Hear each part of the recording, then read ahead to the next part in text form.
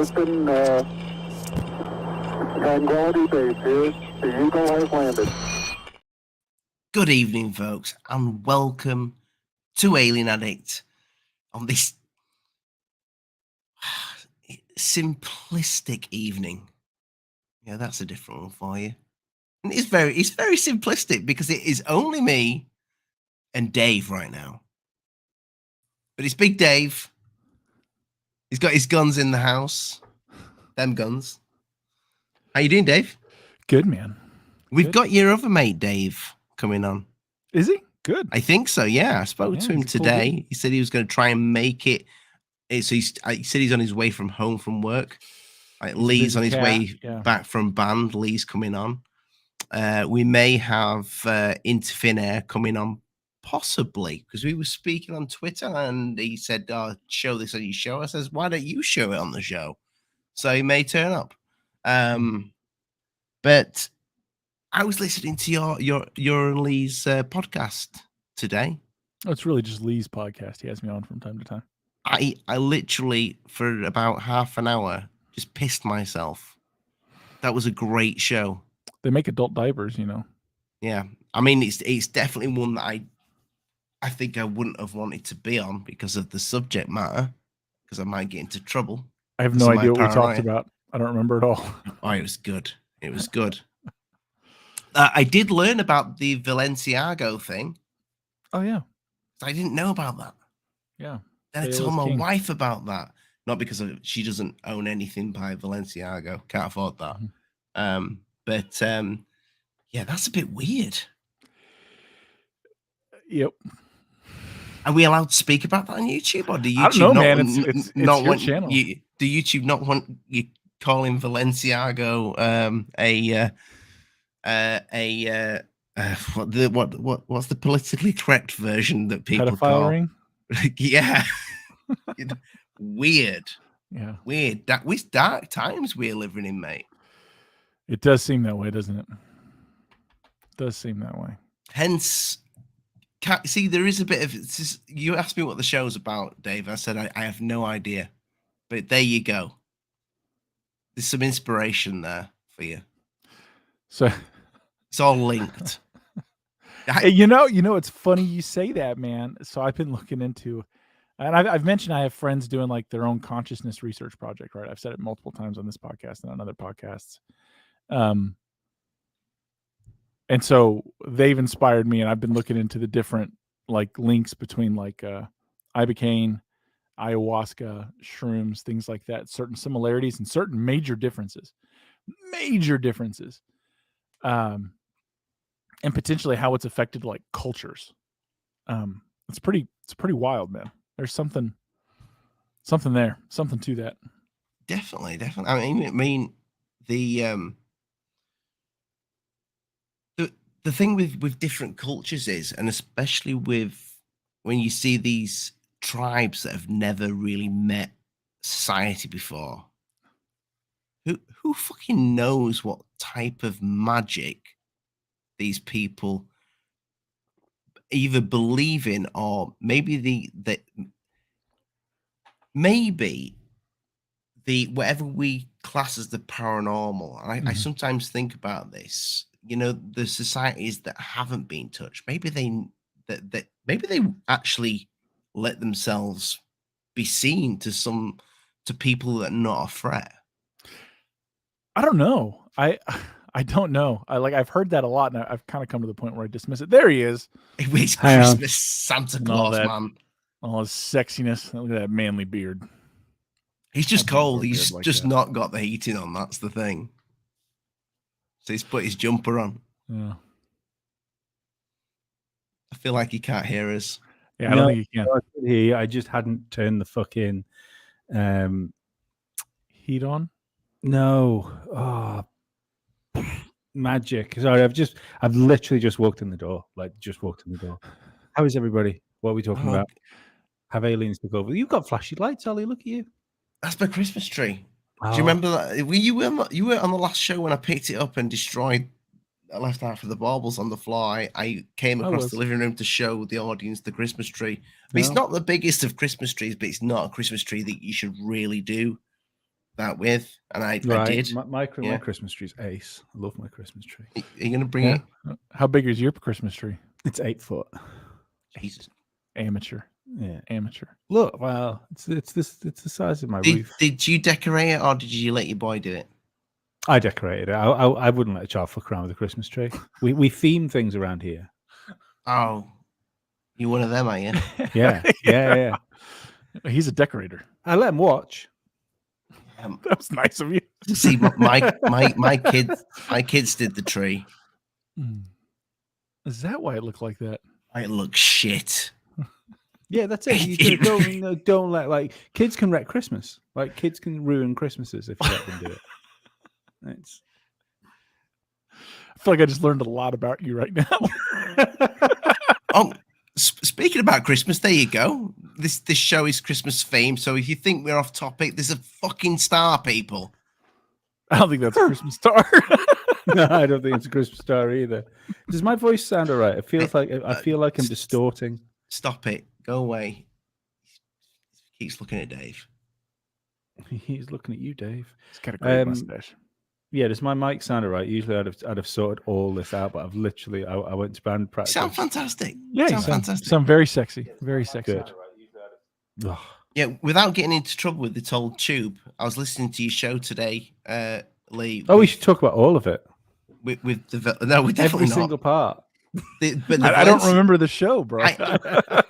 I'm like you, Lee. I had no idea who Valenciago was, and today, listening to your show, then obviously the name rings a bell, but I didn't know that shit had happened. Oh, I knew. Well, I didn't know about the brand. I knew about the stuff. You know, I knew about what had happened. It's wild. Like, I think we can talk about all that. That's not against YouTube sort of policy. I think everyone's that's okay. Everyone's talking about they're on it. board with it. They're on board with it. Okay. Yeah. Just a disclaimer, YouTube. When we're talking about nonces and paedophiles, they're bad people, so it's okay. Yeah, saying the bad might get you banned from YouTube. I think if that's going to get you canceled off. Everything if you say they're bad. I forgot to call them. What's it? Maps. What maps? Yeah, minor attractive person. Okay. Jinx, you owe me a Coke. Okay. Whee! It's a blowjob in the Isle of Man. Unlucky. What do you think a Coke is here?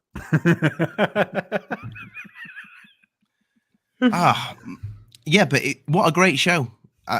People go head on over after this show. Check out the link in the description. It sounds dark, but for such a dark subject, I was pissing myself on the way to work. It was a good show. I'm an hour in, and it's a 3-hour show. Yeah. So I got messages today. I got messages today from people talking about what we spoke of the last week. Spoiler alert.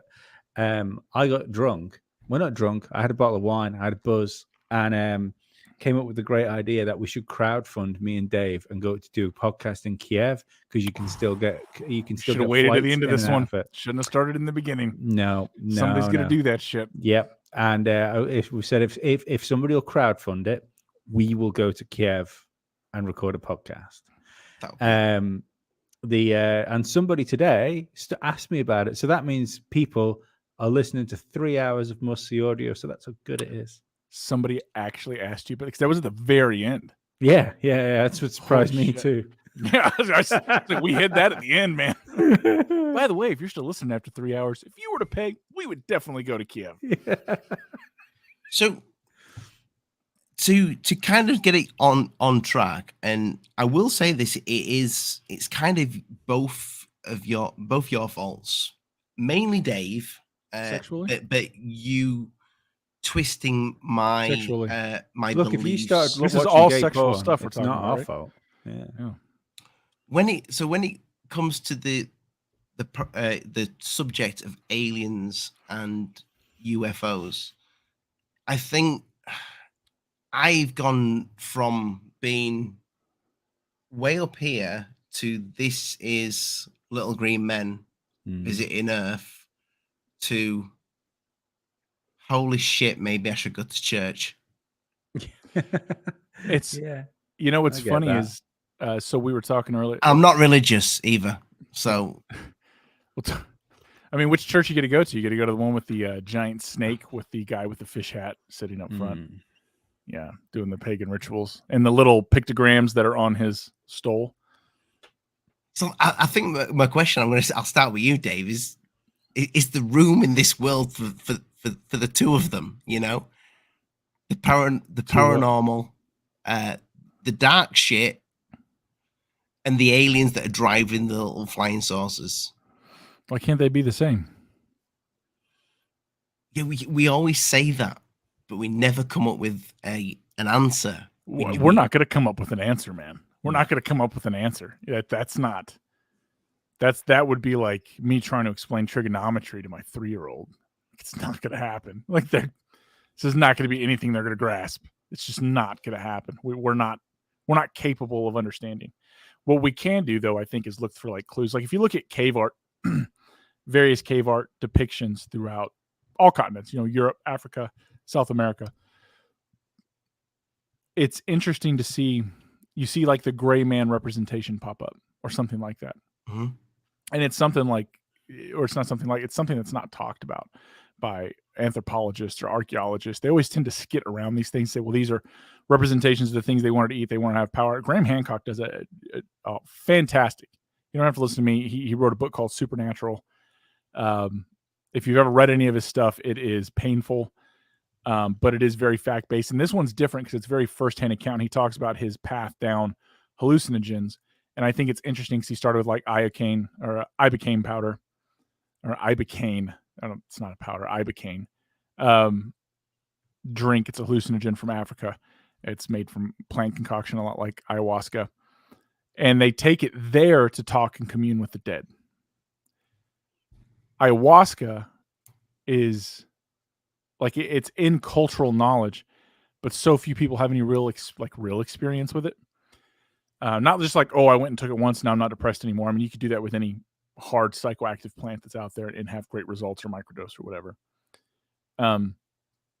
Like really like invest and have multiple trips, like a lot, like spend real time in that space. And Graham Hancock does, and he talks about it in his book. I think it's very interesting. And I know some guys who are doing something very similar with mushrooms. And I mean, like, when people talk about, like, I know people talk about like that, well, they've tripped mushrooms, or they've done this, or they've done that. And you hear them, and they've done it like 4 or 5 times, maybe once a year, every other year. I mean, these guys so far, I think they've clocked over 200 trips in less than 6 months. So you think between them, not individually, between them. So somebody who does something like that would be more inclined to lean to what side? So I mean, that's the thing. Is it's so like, and they're very good friends of mine. I'm actually trying to talk them into coming on the show, one of your shows. I might be able to get 1 or 2 of them. So that'll be fucking wild conversation. We'll see. But yeah, like I said, so anyway, I've done research on it, and if you look at like the ibogaine or the ayahuasca, one of the key spirit animals or spirits or things, the first thing you encounter when you're doing ayahuasca are snakes. Giant bioluminescent snakes in dark colors. Lizard people. No, they're fucking, they represent as giant snakes. Occasionally they transform into other things. Snakes are lizard with no legs. Well, we can link it to other things here momentarily. Some are flying through the sky, some are whatever. And you have shaman with you, and depending on the shaman, he really dictates a lot of the trip. And I used to think that was kind of ridiculous, but the more accounts I've read and the more research I've done, I actually think the shaman is important, and he's not important. He's like an elevator operator, right? A good elevator operator will get you right to your floor. A bad elevator operator, he's going to get you at a lot of stops before you. Doesn't he mix the potion, or she mix the potion? But that's rudimentary chemistry. Yeah, but that's important because you won't want any old Tom, Dick, and Harry mixing your potion. But that's for those 2 things, not with the mushrooms. Does that not depend though? What stock you take in intention affecting things though? So yes and no. A resounding yes and a resounding no. But let's get back to that. The other thing we're talking about, or I was talking about before we go there, because that'll take us on a different rabbit trail. So like you deal with the snakes, the ibogaine, you deal with snakes as well. Mushroom snakes are heard of, but it's pretty fucking rare. It's very rare. And if you look at the cultures, how they predominantly went, like you go to the African subcontinent and in Asia, they had different compounds there that we know and we don't know and whatever.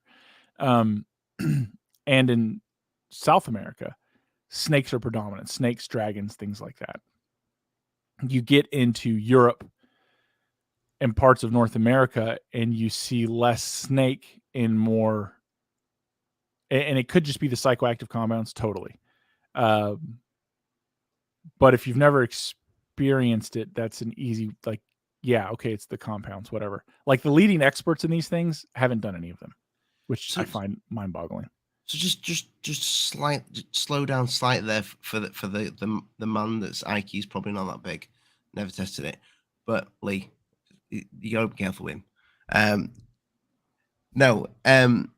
Are you saying that depending on where you are, you might see different creatures? I think so. No, you'll see generally the same thing. I think it's the different chemical compounds allow you to access. This is just an opinion, right? Like because there's science going on. There's people are testing this shit. With scientists are testing this shit, aren't they? Pharmaceutical companies are testing it, but they're keeping all the results to themselves. And the only one they're trying to actively pursue is psilocybin, and they're trying to make a synthetic compound. The problem is it oxidizes too quickly, and the synthetic psilocybin is having bad side effects. How so? They're equating it like to MDMA. Like people are having heart palpitations, stroke-like symptoms, exhaustion, blood. Yeah, like it's not good. Whereas actual psilocybin doesn't do any of that shit. You know, and ayahuasca, depending on the person, people have psychotic breaks. By the way, people, we are not promoting this. YouTube, we are not promoting the use of these products. All we're saying is people see aliens when they do it. Yeah, so so there's it. Yeah, so one of the most important things is approximately what we understand, about 2% of the population needs no psychoactive drug to enter a trance-like state and or see things. Like they can meditate on their own and have visions. And how we know that is we'll take these people, and it's not always who you think, not necessarily someone who's drawn to these things, but they've taken people who have professed like, hey, I can enter a trance-like state. I can see these things if I do some meditation or meditation, breathing, focus, whatever. And they wire up their brains, they scan it, and they find very similar activity to that as if they took a psychedelic of some kind. Right, like that's proven. It's like 2 out of 100, basically 2% of the population ish. That's very interesting. It's extremely interesting. So if you were to take one of those people and then give them a psychedelic, odds are they can go further. Because one of the things, like my little group of friends that I know that are doing this, and they're professionals. Everybody, they're all professionals. They're very straight collar. They keep it on the down low. They're all just curious. Some of them have religious questions. Some of them have questions of like the reality of consciousness. Some just thought it would be fucking fun. Or some thought it was all bullshit, and nobody thinks it's bullshit anymore. The one guy who would be a professed atheist is no longer. It's very interesting the path that they've chosen to walk down and the results that they have gotten. And one of those guys is definitely someone I would say would probably be in that 2%. And when he takes it, like they have fucking debriefings, they have paperwork that, how far you can go on the visual journey. Like they're mapping the process and path. And it's pretty amazing. I mean, it's pretty amazing. Like they'll talk about, hey, you can start and be giggling, laugh, and you have a higher cognitive function. Once you cross X grams, cognitive function starts to go down. You start to see light visuals. You go up higher. It's like an exponential curve. The more you take, the more it goes up. And they're all doing it on a certain method, not just eating them, right? Like it's a whole process. They've actually built a whole ritual around it. They found that the ritual helps. The ritual helps them attain and travel. And that's what they call it now, is traveling, moving. It's very interesting. I would love to see the kind of science behind this, where somebody takes the exact same measures from the same plant or wherever it comes from. It's a plant, isn't it? Is a plant. Well, it's fungus. Yeah. Yeah. They take this in one country, report what they say. A group of 5 of them. Same 5 go to a different country, do the same shit, report what they say. A different geographical position. Yeah, they already have. People have. But they're just not telling us. Yeah. And not only that, like you can use, so the whole thing with the compounds, different compounds like access different things. If you take ibogaine, it's because you want to talk to the dead. Like you want to talk to a dead relative, a dead parent, a dead father, whatever. Like that is what it does. And the reports of the hallucinations it generates are hallucinations. I hate to use that word, but whatever, are very similar. You know what I mean? And it's a path to walk, and it's a little dangerous, especially that one, because you got to take enough to it. It's fucking poisonous. Ayahuasca walks on that same path, right? That you see these different things, but these things are more transmitting like information. And again, some people take it and they'll never see anything, but it makes one wonder, what is it about the person that's not allowing it, right? Like what is the person that's blocking? And the 12 dudes I know that are running this, they come from all spectrums of life. I mean, they all come from all spectrums of life. They're all fairly successful guys.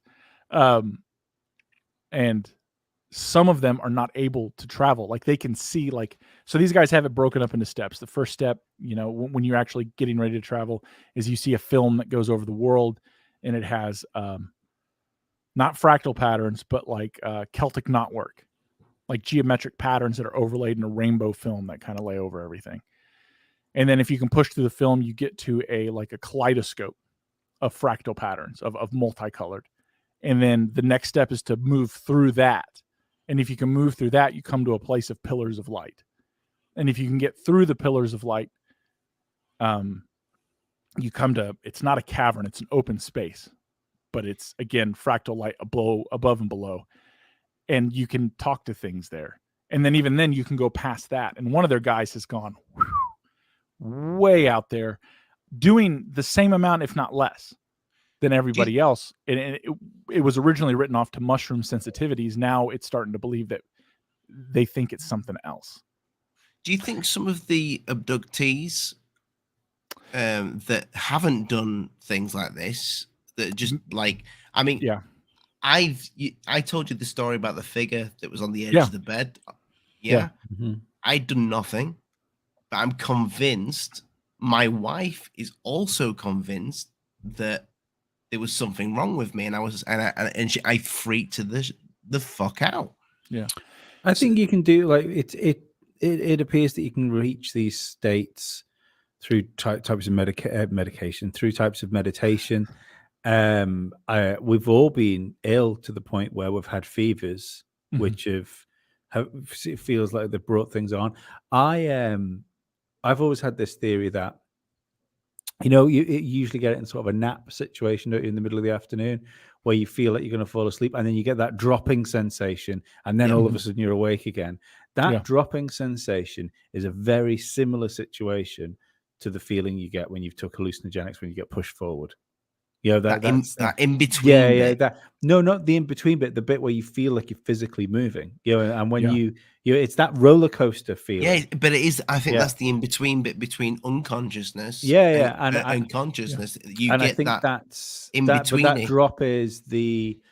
I think if you when you're going through into that sleep phase, and obviously your brain's releasing all these chemicals and stuff to keep you from moving anywhere while you're asleep, I think you're on the borderline of moving somewhere past sleep, and then you wake up and you're back in 3-dimensional flesh world. Yeah, very well. So part of the thing they've gone through, right, and they figured out one of their guys, they've wrote enough things to mushroom sensitivity. They've had different experiences. It's been interesting, them accumulating the information and getting to talk to them, and where they're going and what they're doing with it. And they have no fucking issues of stopping. And everybody's life so far has gotten better. that's why I started looking into, like, I was curious because they're only doing this one. And I asked them, I was like, you guys, they have a fucking chemical engineer. Like they can do whatever they want to do. And I was like, why aren't you going to do one of these? And they're like, we thought about it. Like when the initial process started, that was the plan. And through the encounters, experiences, and things they've talked to, they've chosen not to do that. And no one's really talked about why. And I was curious. So I started looking into it. And again, Graham Hancock in his book, which I just recently went through, was very interesting. He even talks, he had a very similar, almost alien abduction type experience. A snake that turned into like a little gray alien. And he started like feeling like it was taking him up and out. And he did everything he could. He's like, I don't want this anymore. He was trying to open his eyes and trying to wake up. And he realized his eyes are open, but he can still see it. And that with these guys they're doing the mushroom and consciousness work, they have found that they know that they've truly entered it when they can't tell the difference if their eyes are closed or their eyes are open. They can't tell anymore. And that has to do with being in a safe location and has to do with their ritual. So Graham Hancock, who just had the Netflix series and all these, and this is his book, Supernatural, he talks about that. Other people talk about it, the different boards. There's whole boards on different places on the web, obviously, talking about this kind of stuff. This would explain the drawings on walls. Well, it would also explain, what if these things are there? What if, like, through, like, we know that, like, psilocybin excites both parts of the brain. It fires it increases neuroplasticity. It gets the brain working. It increases energy. It gets all the juice flowing. How do you know that's just not making you more perceptive somehow? Yeah. And we just don't understand how. It's opening the waveband. Yeah, and that's what these guys are like. Their whole thing is now shifted. How do we know what's going on there? And then if you take into account like the Balenciaga and the rumored Hillary bullshit and all these people that are doing like things we're not going to talk about on here, obviously, because we're on YouTube, they're all dealing with like Ball, whatever, the horned and all that stuff that the things happen with that. Those images have been seen and been reported, right? Like people have seen things like that in that other realm when they're able to. My question would be, we need to figure out what 2% of the population, I mean, you just need to be able to test this, right? You need to figure out what's the 2%. Can we test for that 2%? And what are they seeing? Because their guy that they believe to be a 2% guy, and I've met him, I agree with him. He's just way in tune. He just is. And so he's flying way out there and seeing crazy shit. And he's a very normal, straightforward dude. It would make sense it had something to do with body chemistry as well. In the same way as you and me could start going to the gym and start taking like performance enhancing drugs and lifting the same weights, and we will end up looking different because our body chemistry is different. Yeah. So it makes it makes sense that your genetic makeup would have something to do with these things. If you're predisposed, like a sensitive, someone who's predisposed to that, whatever that chemical wiring or whatever's different about their brain, when you start mixing in these other things, maybe 5,000 years ago or 10,000 years ago, they would have been the tribe shaman. Why? Because that guy's talking to shit on the other side.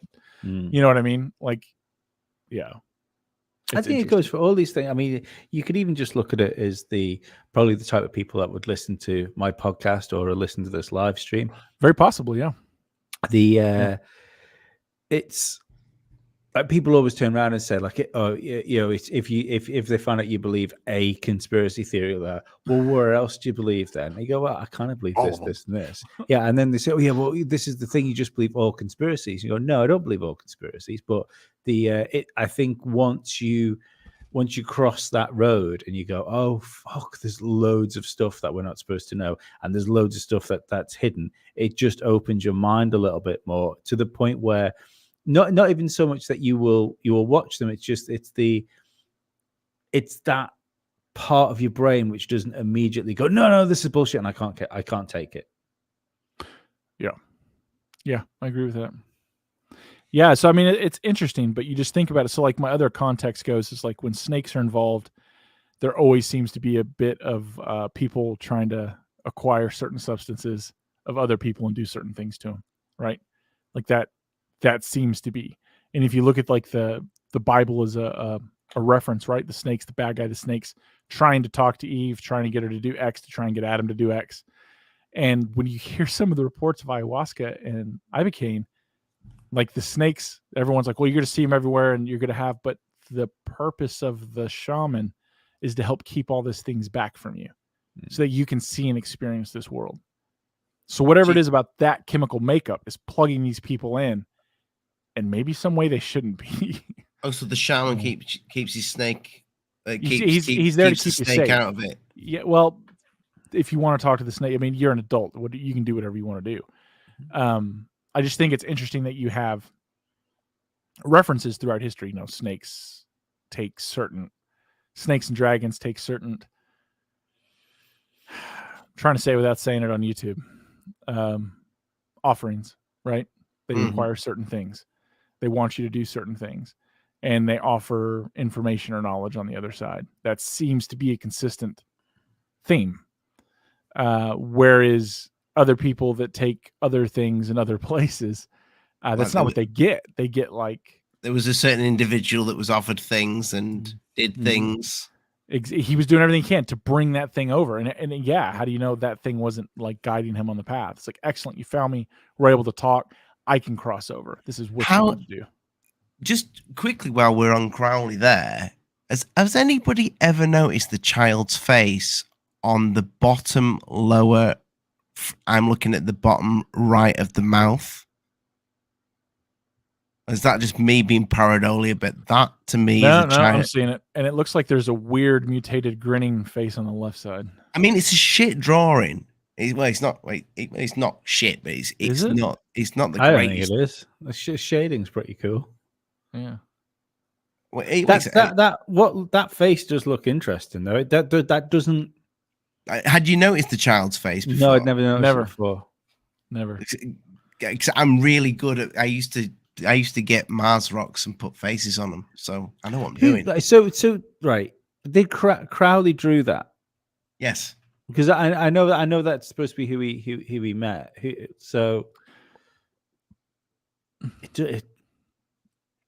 That heart pattern behind him is interesting. Whatever that thing is on the top of it's not. Yeah, but it's not. That face isn't symmetrical either, is it? It's not like it's part of his. Like his bottom lip, for instance. It's over on one side. You'd think if it was going to be. Yeah. Even to the point where the cheeks bulges more. Exactly. I thought this, and I thought, is it just me? Is it just pareidolia? Or is it pareidolia with the face thing? Isn't it? Yeah. That's the soul requirement to get him across. But to me, that just looks like the classic cherub. It looks like a baby's face. It does look like a child's face, definitely. No, that's a dark thing to think. That's really weird. Doesn't look like you say, it doesn't look like something that's an accident. I can't believe I've never noticed that before. Yeah, I've never noticed that either. Never really studied it that hard. I think I'm the first. I don't know if it's something to be proud of that you saw a child's face in maybe it wasn't always there. Maybe it's a new Mandela effect. Maybe I did it. Oh, there it is. Yeah, this new reality we're in. But Da Vinci did things, didn't he? In his work. Loved it today. I was supposed to go to band practice today, and it ended up being cancelled because the room had been double booked. So me and the girl I'm in a band with, we decided to go have coffee, and we went for a walk through town. Don't worry, this is going to make sense in a second. And we went into a toy shop to look for to look for stuff for my son. Couldn't find anything, but I enjoyed saying to her when we were looking at the stuff, I said, "Have you ever heard of the Mandela effect?" And she's like, "No." I said, "Oh, it's like it's a conspiracy theory that the scientific experiments." I didn't bother going into CERN and all that sort of stuff at the moment. I said, "Where scientific experiments have altered reality." I said, "Yeah, well, that's bullshit." I said, "Is it? Where's the monocle gone on the Monopoly guy?" And I blew her tiny mind open. No.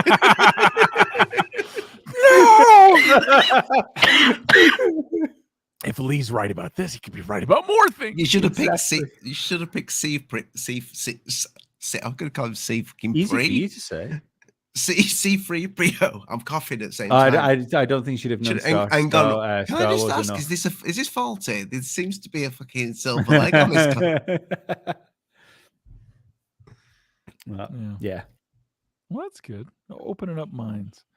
But like, this is the interesting thing about hallucinogens, though, because if we look at where we are and the fact that our information is, for the most part, apart from like fingers crossed, maybe one platform now, for the most part on like mainstream sources, is narrowing further by the day. You know, that window of acceptable speech is closing. It doesn't seem to be happening with psychedelics. If anything, it seems to be being promoted. So why? What? Yeah, if that's the key, if this is the key to, as your man from the Gateway tapes would say, to become more than our physical body. If this is the key, then I just don't understand why said powers wouldn't trying to be stamping it out. My friends have a theory. These guys aren't conspiracy theorists, but they are now. Because this has come up, right? This has come up. They have determined, and I agree, that if you're going to do something like this, doing it by yourself is dangerous. By yourself is dangerous. If anything, it's fucking stupid. I mean, not like to have a good time, because they've also, like, all of them have quit drinking. All of them have quit smoking. All of them have quit other things. And now it's almost kind of like fucking mushroom cult at this point. But like when you go out to a party and say, I'm having a rum and Coke, they'll have taken like 1.5 grams of mushrooms, added lemon juice to it, let it set 30 minutes, add it to a Coke, and they'll slowly sip it over that one drink, and they'll be buzzing and vibing with everyone else. But then they don't feel bad the next day. They're not off. If anything, they're witty and on point the entire time. So it's very interesting. It's very, very interesting. Yeah, so their point is that the encouragement that they're trying to get people is they want them to do it alone, because the general vibe that they've given, and it's kind of come down as a principle, is that you don't do it alone unless you're experienced. And when I mean experienced, they don't mean, because they've definitely, like, they've met people coming out of the woodworks, right, that have been like, well, I've done it, and I'm experienced. And then they'll travel with these guys, and these people will fucking lose it. You know what I mean? They're like, oh my God, what's this? I need quiet. I got to stop. And they're like, why? I thought you've traveled. And they'll be like, I mean, I've done shrooms like twice. You're sitting with someone who's done it like 24 times the past 6 months, man. Like, holy shit. You know what I mean? Like, you're out of your depth. Yeah. So they think that it's trying to be encouraged for people, not microdoses. They advocate for that to be in the water. What they believe is that they're trying to get people to do it individually, because individually, especially if you go far enough, frequently enough, you're going to encounter shit and you're going to be alone. And they've encountered things, like they've seen the same thing together. Like they're sharing the same vision. And that was kind of the breaking point for the last holdouts of them, that what we're seeing is actually here. And something about being together is like shamans used to do it back in the day, right? Like he would guide it. You'd have a group of people. You didn't go do that. The only person who did it by himself was the shaman. And it kind of makes sense if that shaman's one of those people who's whatever chemically wired, and they figure out who that guy is, he's probably going to be more adept at dealing. He's good at, like, the symptoms or not symptoms, but the telltale signs you look for. Someone who lucid dreams a lot, someone who is intuitive. Someone who kind of just finds that, like, there's that guy that just kind of, they go in, they control the room, or everybody likes them, everybody goes to him, everybody talks to him, and then you get that guy with all these other things. Now you give him this, you get him used to it in a safe way, and that one guy has gone more towards almost leading that whole group down paths and keeping things out and away. And no one really, like, none of them understand how it happens. No one understands really what's going on. They're just trying to figure it out. And personally, I don't think they will, and I think they kind of think they won't, but they're having a hell of a time. Bunch of grown-ass professional doctors, lawyers, and engineers, business owners. But leaving all the stimulants aside, we've spoke to people that have reported similar things to what people are saying that they've experienced on these things. Yeah. That don't take drugs. Yeah. Now there can't be a coincidence.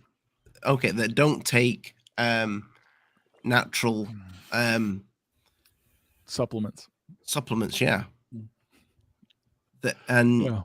They report very similar things. Yes.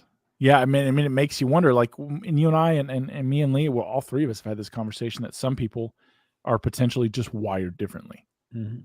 That's why some people have these things happen to them. That's why whatever these things are can also tell who those people are. However, and maybe it is a neurochemical thing. Like the one thing we know that like physics and quantum physics, and I think was like one of the Nobel Prizes for that just went out, only confirms the existence of what we would call magic. You know what I mean? Like it gets more and more looking like that way. You know, it's like Lee said, what did they know that we have forgotten? Well, I mean, on the abduction thing you were talking about before, it just occurred to me. What if that's why it seems so random? So let's say you have someone that's whatever we'll say like DMT, for instance, because we know we create it. Yeah. What if certain people like just naturally produce more DMT? So we know it gets released when you go to sleep. They naturally produce more DMT when they go to sleep. So they're in that, essentially going to sleep in that crossover phase. What if that's like a light being left on? I've thought about that. So any of these entities that are just sort of roaming the ethereal plane, and if you're one of these people, you're shining, you're fucking showing yourself. That goes to a long-held theory I've had, like that, you know, if you've ever seen Stir of Echoes, right, which I think is a great movie. Yeah, Kevin Bacon. And the Kevin Bacon has like a psychic type episode, and like his kid is apparently psychic as well. And he runs into the cop who's a psychic at the cemetery, and the cop starts asking the mom, you know, looks the mom in the face like, well, he didn't get it from you. It's like, did he get it from daddy? And she's like all weirded out, nodding. She's like, yeah. And they explain it that it's kind of like having a flashlight in the dark. And the kid has a very good flashlight, and unfortunately the dad doesn't, and it just kind of clicks on and off. And I think that ties exactly into what you're saying, Lee. I do. That is what I subscribe to. I think that's why some people live paranormal lives, right? They live a paranormal life because they're. It would explain why people are like multiple time abductees as well. Yeah. Yeah. And to whatever extent, you know what I mean? And obviously it's more like not all flashlights are created equal. Maybe it's the same thing. Maybe some people produce a lot, or they're more comfortable with it, or whatever that is that they're tuned in, or maybe something found them early on and keeps a watchful eye on them. I don't know. Most of the abduction stories, though, the ones to me that sound believable, don't actually really involve a spaceship as such. Yeah. It just involves being taken somewhere and being uncomfortable in your surroundings. Well, let's be honest, right? I mean, this might piss some people off, especially the still hardcore alien people. There is absolutely no evidence, or I don't believe there's any evidence. And again, this is one thing I found interesting coming and doing these shows and speaking to like you guys, which have been like deep in the alien thing, because I just thought I was going to get shown stuff that I'd never seen before, you know, stuff tucked away in the dark corners of the internet that I was like, oh right, well that's really fucking cool. There's no evidence of technological craft, absolutely none. There is no single thing, be it a video or a photograph, which proves technological craft. There's loads of interesting pictures of lights. Yeah. Loads. Yeah. You know, even the ones that, what is it? The, whoever released the UAP videos or whatever, they don't show up like a normal physical craft. What is it? The U.S. Navy, it's kind of come out that when that sub hit something, it was believed to hit an underwater unidentified object moving beyond the sound barrier underwater. That doesn't mean it was or wasn't anything. That was just a squid on ayahuasca. Yeah, it's a squid on a what it is a squid who ate one of those big packages of cocaine that got thrown out of a plane. You seen how fast squids move once they go? Actually, yeah, it's terrifying. Yeah, it's terrifying. Yeah, I mean, it's interesting, but I agree with Lee on that. I've never seen anything that would.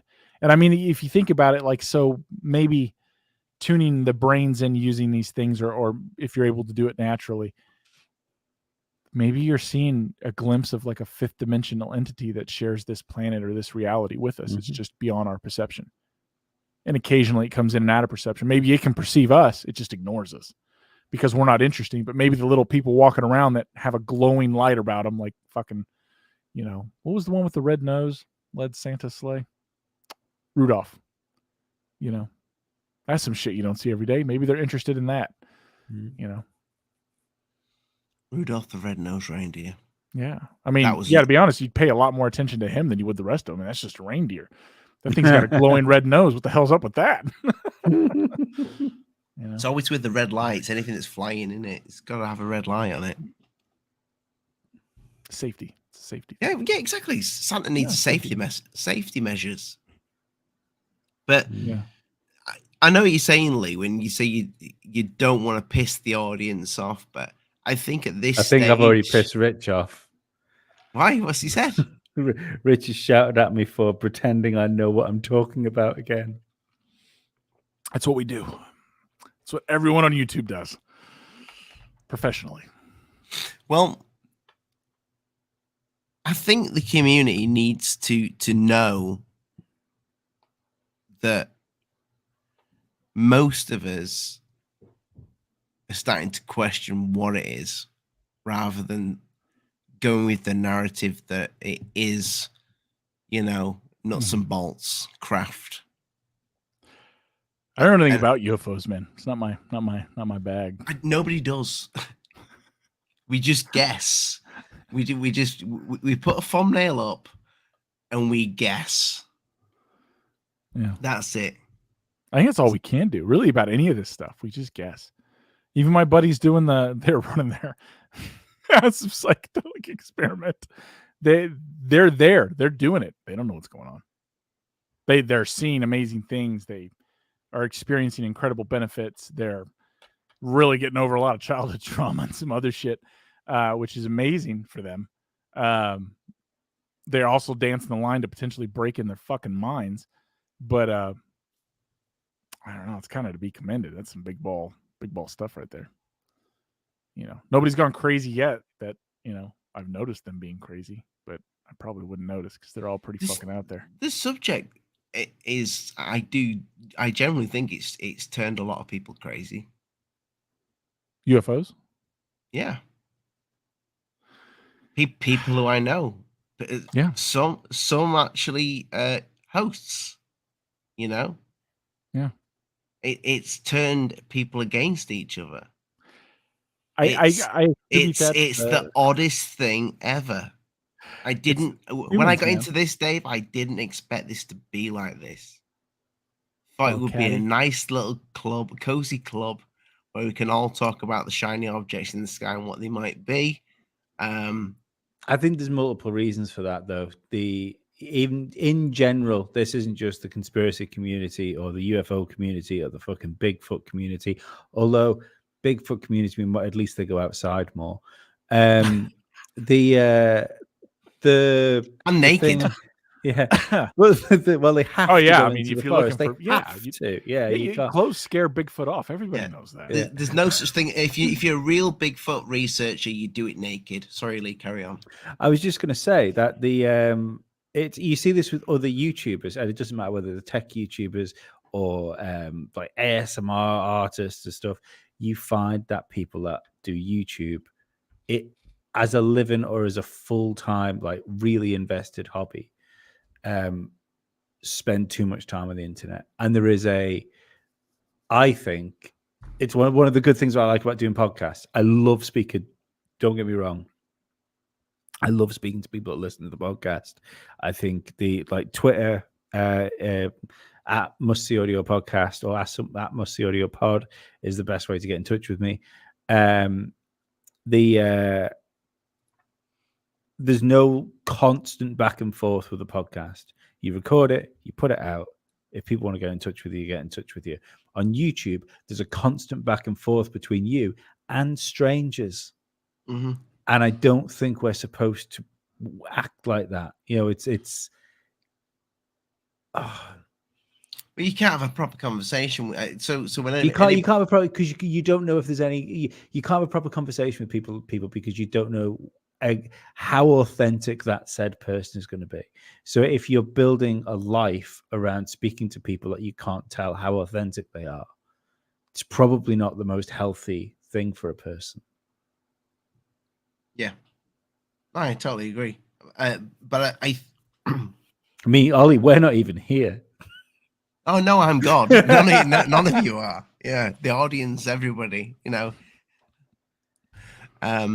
Now, if I am God, though, this will hit 2,000 views and get 500 likes. No, that'd be less. Very low. Yeah, you would need more. If it was 500 likes, you'd have more views, wouldn't it? It'd be like 200 million views. There you go. Boom. 2 billion views. Yeah.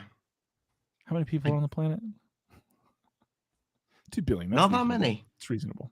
Not that many. They're all fake. I sometimes think that.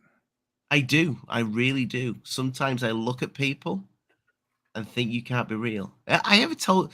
So now that we're on the subject, kind of aliens. I feel like you're gonna offend some people.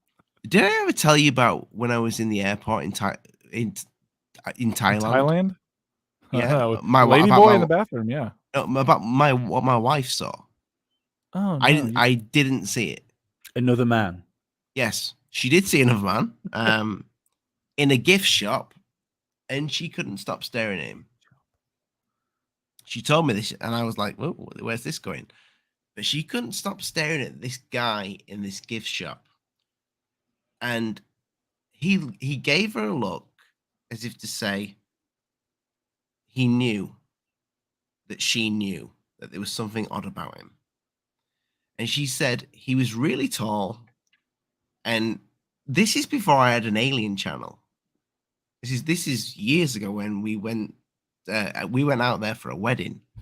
Not ours. But I didn't experience it myself. So I'm going from memory here of what she said. She said his skin looked odd. It was like a gray texture and almost looked too pristine. But his actual facial features, she said, was just creepy. Mm.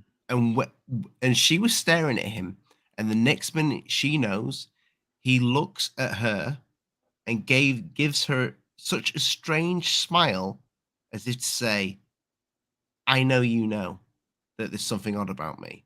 Now I don't know if that is the guy just going, "Yeah, I know I'm a weird looking guy. Stop staring at me, lady." But it really freaked her out, and I can remember telling me this in the airport because I'd just come back from a beer, and she told me this story, and I'm like kind of laughing at the time because I was into aliens and all that, but I didn't think anything of it. I just thought you'd just seen this, but it stuck with her to this very day. Whenever we talk about like Men in Black, or I'll start talking about, well, you know, this person claims they're an alien, and then she goes, "Oh, that's not an alien. Same one. They don't look like that." You know, she's convinced that what she saw was not human. And yeah, weird story. I had a strange encounter with a person that was. I told you about it. It was me and my friend. It freaked him out. Yeah. It was. You tell it again though, because it's been a lot, and that video I don't think is no longer up on the channel. Good. Because I wasn't here for that. But your friend was. Yeah. So was in Austria. I was there with a friend, and we were just kind of touring around the country, as we were apt to do, and asked this young lady, young little blonde, walking down the street. And it was weird too, because at the time of day, like there were people everywhere, and we just kept hiking up this little alpine village into the mountain. It was a beautiful town, beautiful mountain, beautiful. Fucking Austria's gorgeous. This was closer, like if you were going towards Switzerland through Liechtenstein, like long ways. It's like just before you get to all the little ski villages or whatever. And we're like, well, let's stop and get something to eat here. So we get to walking around and just really captivated. Like there's a little river running through and people everywhere doing a thing. And as we hike further and further up, there's like shops, but they're all closed. I guess it was just that time of day, but nobody was out. It was just silent. And center is this huge Catholic church, this massive thing. And the gates go all the way around. And my buddy's like, oh, let's ask her. And I was like, yeah, you go ahead. He's a very dark complected, swarthy looking dude. And at this particular time in Europe, there were some issues with migrants coming in that looked a lot like him. He's like, nah, that's probably a bad idea. He's like, you go ahead. And I was like, okay. And I went over there and I was like, excuse me, miss, English. And she's like, oh yeah. And she starts speaking English. And I'm asking, I introduce myself and I can't remember her name to save my life. And I looked in this chick's eyes and they were like electric blue. You look around like, and they were huge. She's a beautiful woman. And the eyes were gigantic. And it was so blue. It was like almost transitioned to like a violet, but you have little striations in your iris, like in the colors, hers were like white. And I swear to you, they were fucking moving. And I was thoroughly hypnotized. Like I was just, and I usually always have something to say. I rarely shut up, as anyone who watches this show will know. I was just dumbfounded, man. I was just dumbfounded. Like I thoroughly lost. And I could hear my friend behind me, but it was like I was bewitched.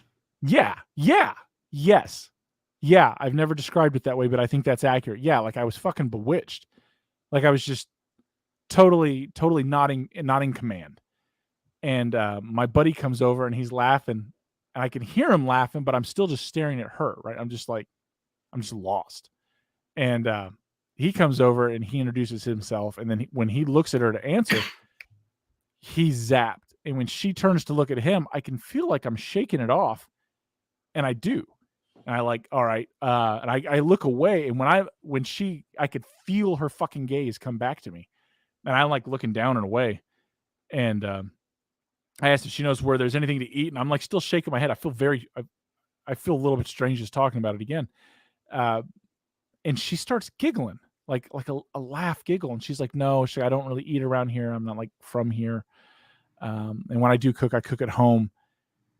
And my buddy pulls out of it. I don't want to say his name. And he pulls out of it and he's not saying anything. And I look back up at her and I start to gaze into her eyes and she just kind of cocks her head. And I immediately pan down and look at her mouth and her nose. Like I'm not going there again. And I was being a little flirty. And I was like, well, you could always take us home with you. And she laughed and she's like, if you could come, I'd let you. And I was like, well, thank you for your time. And she laughs and walks. And then she turns to walk in the church. And she's just gone. Like fucking gone. And I look at my buddy and he's like, I don't know. It's like coming out of like a drunken fog. You know what I mean? Like you're just you mean you saw her disappear or I didn't see anything. I saw her go towards the church and then I didn't see anything. I didn't see her go in. I didn't see her. I mean, I assume she went in, but I was discombobulated, right? Like I'd been punched one, like the only thing I can relate it to is like when you get hit really hard, like someone it's just right. And you're just kind of, everything's kind of fading in and out. And it's a little off. You're a little off kilter. My buddy was a little off kilter. And I was like, so are we still, he's like, dude, I just want to get back to the car. And then we realized we don't know where the hell we parked. We don't know how the hell we got here. We don't remember walking up here. And our car was way down this mountain. And I didn't remember walking up that far up the mountain. But I guess we did because that's where we met her. And like we're getting back to the car and he checks his phone and his wife had called him several times. Like she was ill and they were keeping in touch and he didn't answer for like we like 3 hours. I think it's like 3.5, but gone. And to this day, dude doesn't want to talk about it. He's like, that never happened. I don't want to talk about it. This isn't a thing. And that 3 hours felt like how long? Moments. Like moments. And maybe it's full on missing time, isn't it? Well, it is. Or did we just not check our phones and our clocks? Like the part of me that wants to rationalize it and write it off is like, I just met a beautiful woman and I was captivated by it. And she was stunningly. She looked a lot like my wife. In the middle of a street for 3 hours in the middle of a street. Were we though? Because I can't tell you how long it took us to hike up there. I don't remember checking I didn't have my watch on. And because I'm in another country, I left my phone in the car, right? Like I'm not doing anything with it. It's just with all my shit in his car. And for some reason, his phone was in his car. Because I remember like us pulling in town, like, hey, we're just going to run up here, get something to eat. And, or find somewhere to eat. We didn't find anywhere to eat, by the way. But, yeah, man, it was fucking bizarre. But the rational side of me says, we just weren't checking time. We got lost with sightseeing. We were drinking the night before, so maybe it was some kind of after effect. We didn't drink that night. And it was just weird. It was very, very, never had anything like that happen again. And the hilarious thing is she did, and he'd even commented on that she looked a lot like my wife. And she did look a lot like my wife, except my wife doesn't have that eye color. But she's about the right height. She had the same kind of like jaw structure, face structure. Mustache. Sideburns. She's changed it up. Yeah, no, it was different. But like my wife's more of a redhead than she is a blonde. She's somewhere in that in between. And this chick was like a blonde, like a platinum blonde. I don't know. It's very weird. It was very weird because there's, I don't know. I've never been that bewitched. Enthralled. I've never been enthralled like that. You know what I mean? Like ever. And not only that, like when I could, like when I look, the moments of it that seem clear to me is like when I'm trying to shake it off, she's giggling about it. Right? It's like it's a funny like she thing. knows. And I know that she knows. Like that was the one thing I fucking took away is that she's laughing at me, right? Like she's laughing at me shaking this off. My buddy didn't. He was fully in, and it makes me think like, what if I didn't shake it off? What then? Is this a missing 411 case? 2 guys go disappearing in the fucking Alps? Yeah, it was. To this day, that was still one. I've had strange encounters that were hard to explain, but nothing like that. Was there anything sinister about, or was it just? No. I wasn't sinister. Like the only thing that is weird is the total loss of fucking freedom. Like, you know what I mean? Just to be, just like, I don't know. I'm not a guy that gets hypnotized. I'm not one of those people. I'm not anything like that. And my fight or flight's pretty fucking dialed in. And that never went off. It was a very, it wasn't anything fight or flight. It was very kind. It was very flirty. Very flirty. The whole thing was very flirty. Because I'm not actually like flirty with women. So it was weird that I was. I don't know. It's just, the whole thing was, like I smile thinking about it because I can remember what she looked like, and she was gorgeous. Almost like she changed your personality in those moments. She changed. Because I'm a pretty aloof dude. Like I especially how I approach people, and I'm a very large man, and how I approach people, like I've learned that you have to be cautious in how you do that because it can make people uncomfortable, right? And whatever there is about me if you meet me in person, I tend to give off like a trigger of fight or flight in other people. And that wasn't her, dude. She was totally confident. She was totally calm, especially to be a small female alone on a fucking mountainside where everything else is closed, nothing else is going on, 2 burly men. You know what I mean? Like, which again is kind of an Austrian thing that they're just that way. But I don't know. Like, I don't know, like looking back on it, I see all the red flags. It's like, why would I ever go? I would never do that. Like just her walking down the street by herself made me think, that's weird. You know, I am down with the whole time thing, and I'll tell you why. Because I'm pretty sure both of you two, and probably most of the audience, if not all of them, had a dream when they were a child, and they moved in slow motion. Or is that just me? I think it's just I can't think I've ever done that. No. My dreams are pretty horrific. You've never tried to escape something, and I've had dreams where it's been difficult to run. Yeah, and it's felt like you moved in slow motion. Yeah, I've never thought about that. I've just thought about it as the heavy feeling. Oh yeah, I think of it as that heavy feeling. Yes, yeah. Like literally, I can remember loads of dreams as a kid. Mm-hmm. I don't really dream that much. I probably do.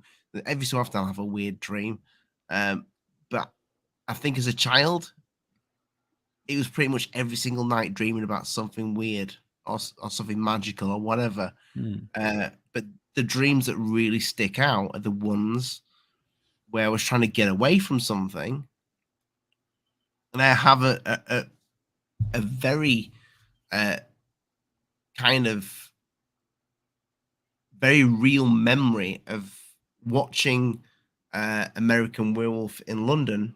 Mm-hmm. From the bottom of the stairs at one of our old houses, which would be impossible, because I would have to have been off the floor to have watched it. If at a body, dun, dun, dun. But I can remember being in this position at the bottom of the landing many times, and I always just assumed that it was me not wanting to go to bed. But I remember having nightmares where something would happen, and I cannot think what it was. Is that when your uncle was staying with you? Probably. And I was trying to get back up the stairs, but I couldn't get back up the stairs because, like Lee said, everything felt heavy, slow motion to me, and I couldn't get up there. And then it's like this crushing feeling when whatever it is gets on top of you, and then you wake up.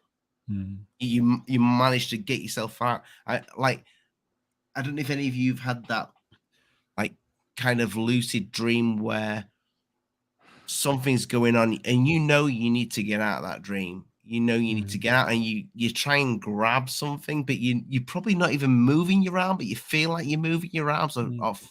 I think especially young kids. I think maybe this goes to the sensitive type of people again. Anyone that's like that probably has had either that remembers that from themselves, having strange dreams when they were a child. Personally, my one was always I would feel small, and I'd be lying in my bed and I would feel like the whole room was growing around me, and I felt incredibly tiny in my bed.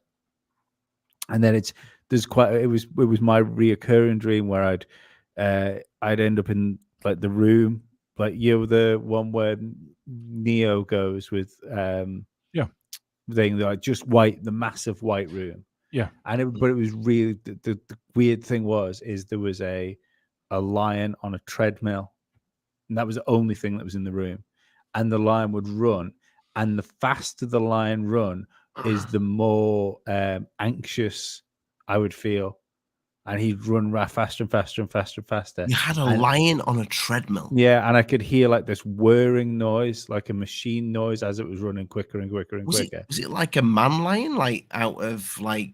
No, a fucking lion.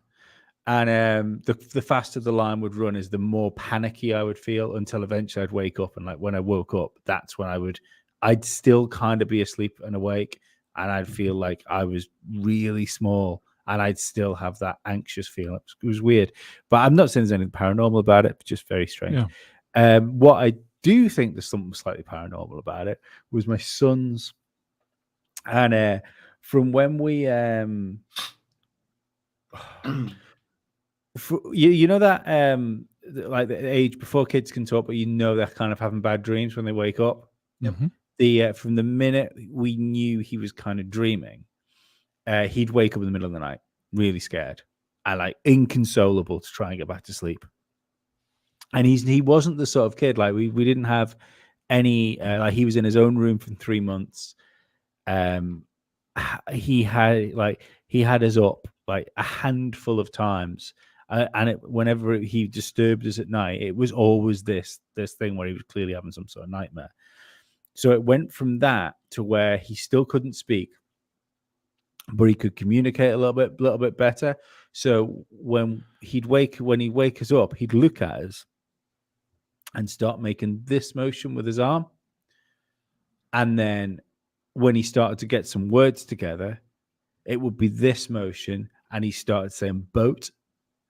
And then when he started to get some more stuff together, it would be this motion, boat, and then he'd start spinning his finger around like that.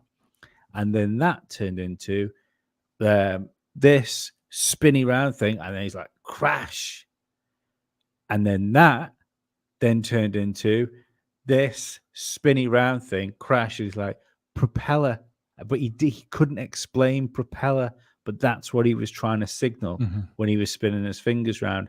And as he got older, this went on for he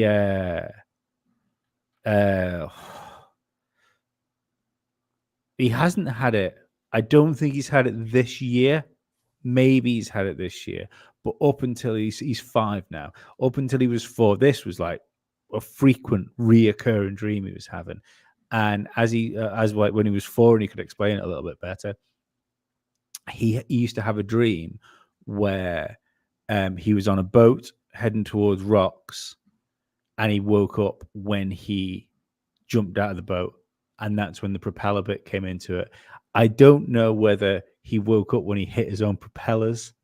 And see, the weird thing is about this, as a like, he was doing the spinny round thing well before he understood what the fucking propulsion mechanism of a boat would be. We're talking boats to a child of that age all have sails and they just bob along the water. And he kept having this reoccurring dream up until the point my dad appeared in the dream. And like one of the last times I remember him saying about it, because I said to him, "Do you not have the nightmare anymore?" He said, "No, Granddad's on it now. And it's okay." My dad's alive, by the way. What does he mean by that? Your dad's on it now. I don't know. That's all I got out of him. He said, "No, Granddad's there." Huh. Really strange. That is really strange. Even my girlfriend. His mum.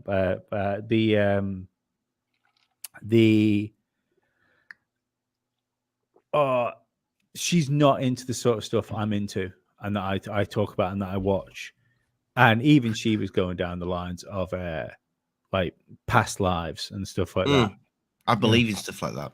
I honestly do. Yes. Yep. I told you guys about Dylan. Past lives terrifies me. The idea that we do all this and then die and then do it again without taking any knowledge with us terrifies me. It's fine. Lee's led us on to another subject of past lives. Let's stay on it because you know what reoccurring dream I used to have when I was a kid? Or reoccurring, like there was a theme. And I had them until I was like 25. And I still have them occasionally. But when I was younger, I had them a lot.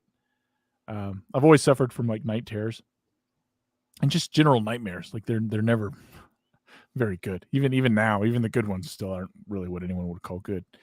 But when I was younger, the ones that used to really freak me out, and it freaked my parents out because they didn't want to talk about it, is so I just kind of kept it in, is I would always be in battle.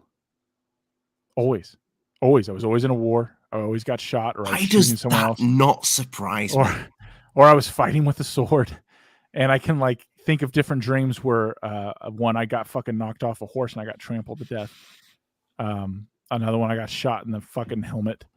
Another one I just ran out of ammo and I got fucking overran and bayoneted. And like it's just dream after dream after dream. And the thing is, I don't watch more war movies. I'm not into that. I like what we've learned from this comedies. Is, if Dave has had past lives, he's a terrible soldier in every single one. I'm terrible at it. I fucking keep dying. That's why this time things were kind of different. Slightly different. I mean, same theme, but let's keep them doing this instead of that. Yeah. Maybe should have panned out better. I have died in every single conflict in human history. Fuck. Hey, you never know, Dave. Maybe this time around it's World War III. Second American Civil War. Fantastic. Yeah. I think I don't know if I've told Rich or I've told people on the channel. I'm sure I've told you both about my little boy, and he was about 4, Lee. When he turned around to my wife one night and said, "Mummy, when you was my age, I was your daddy." But he said it. She said he said it in such a way that Yeah, but kids say stuff like that. Even just the other day, like Arthur was asking me, like last night. Sorry, we went to like a Christmas fireworks thing, and we went with my dad, and he was asking me like, "How old's Granddad? Are you older than Granddad?" Yeah, like, it's that's like who Granddad's your daddy, but are you Granddad's daddy? All that sort of cracker stuff. So. I do like reincarnation theory though, because it means I don't like the theory of, which is probably the right theory, that I'm going to be doing this podcast infinite numbers of times, where I just have to relive this over and over again until I make it do a good one. Yeah. But no, I told you about the balcony, didn't I? That I used to fall off at night. No, I don't think so. Definitely have. See if you had goof. Maybe I wasn't on the show, or maybe I was drunk. I had a reoccurring dream all the time. Walking, I've definitely told you it, Dave. Oh, it was Dave Miller. Anyway, where is Dave Miller? It's the other Dave. Yeah, because he doesn't talk to me. I was walking down a doesn't even look at our chat. I was walking down I'm dyslexic, for fuck's sake. That's why we always text. You type like motherfuckers. Well, that's it. Okay, you don't have to answer. It's just like draw as a stick man or something on it now. You can talk into it, man. You can talk into it. It's handicap accessible. I used to dream that I was handicapable. I was walking down this like always knock me off my track. Always knock me off my track. That is a fucking t-shirt. Now you just ruined my Alien story. Addict. Handicapable. Yeah. Just give me 1 minute. I'll write it down. Oh no, I can't. I can't write it down. I know it makes it all the better. It should just be little sound waves. No, I had a dream when I was a kid walking down this hallway, and I remember it was wood. I get into this room. There was a bed, and this bed had purple silk sheets on it. And at the window opened out to a balcony. I'd look over the balcony and I would feel like I fell off the balcony and I'd wake up. I had that recurring dream loads when I was a kid. Loads.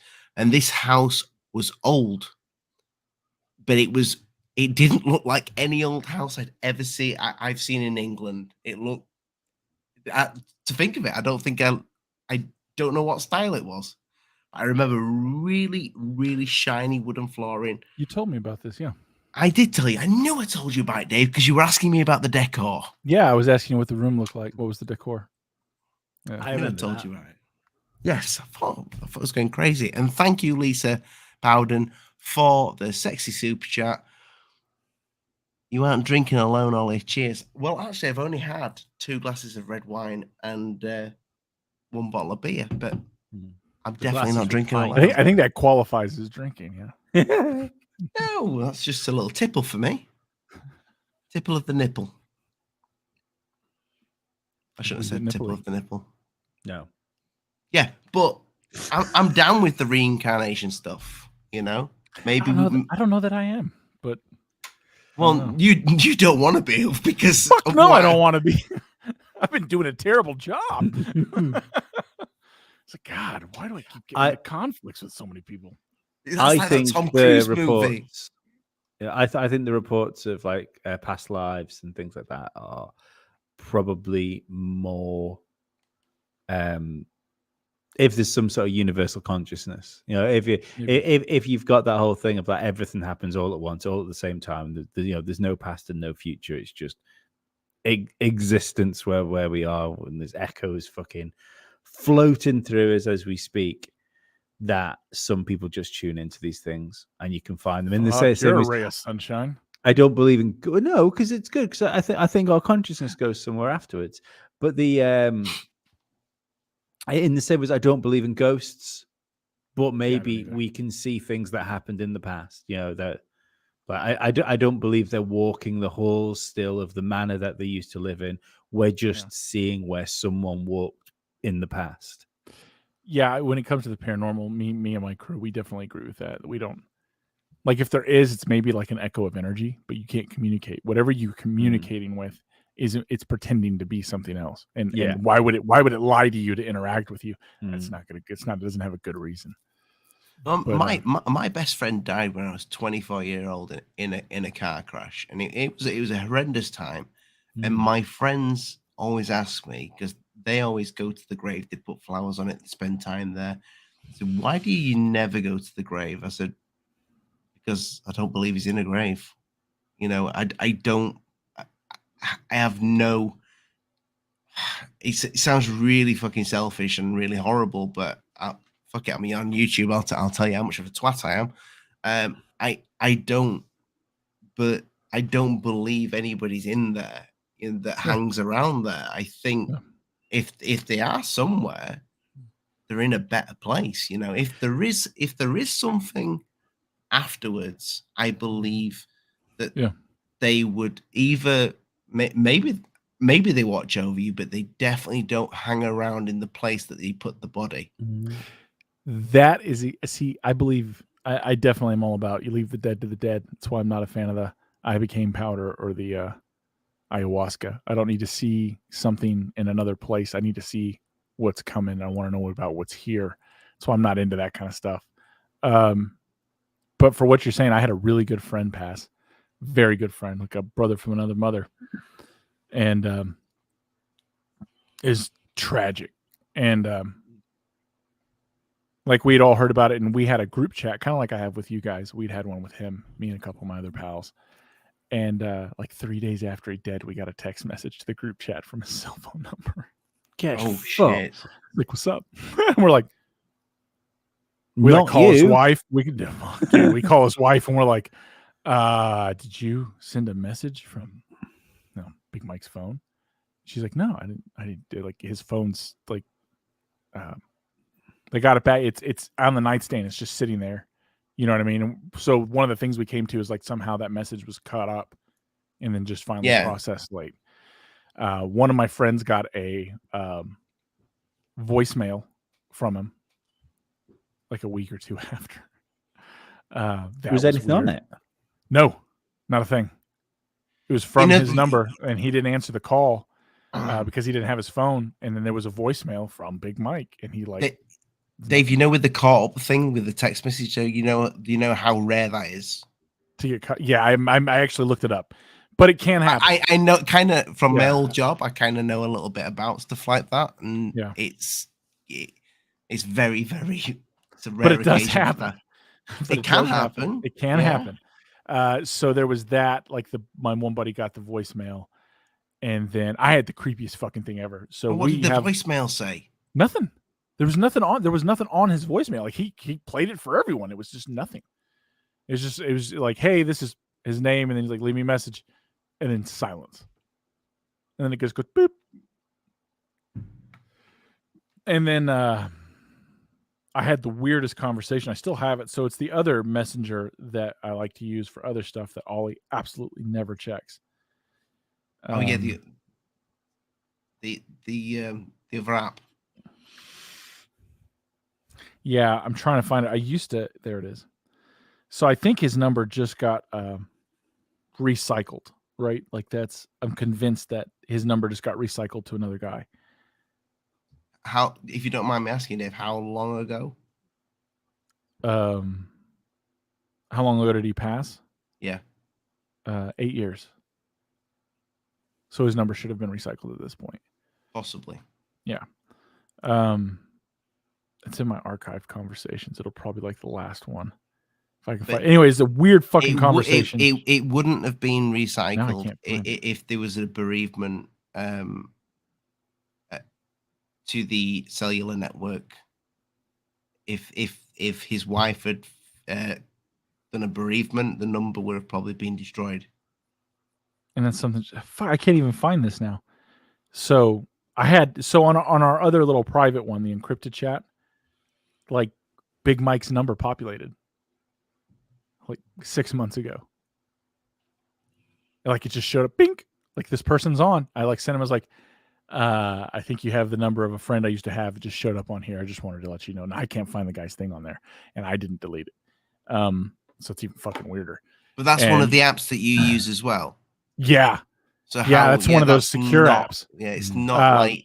So anyway, it gets better. This fucking gets crazier. I text the guy. I sent him through the chat. We sound like a right bunch of weirdos using these secure apps. I use secure apps. Not weird. Everything. It's fucking sensible. Yeah, because your governments do hate you. Yeah. But so I sent him. I was like, hey, this. But not YouTube. YouTube loves you. Like literally using Facebook Messenger is like getting all of your posts and just leaving it in a bar and then picking up a week later. Yep, it's exactly what it is. So I sent him a message. Hey, this is the number of a very good friend of mine. It just populated and it kind of caught me off guard. And he's like, oh, you mean Big Mike? And then he gave his last name. And I sent back, what the fuck?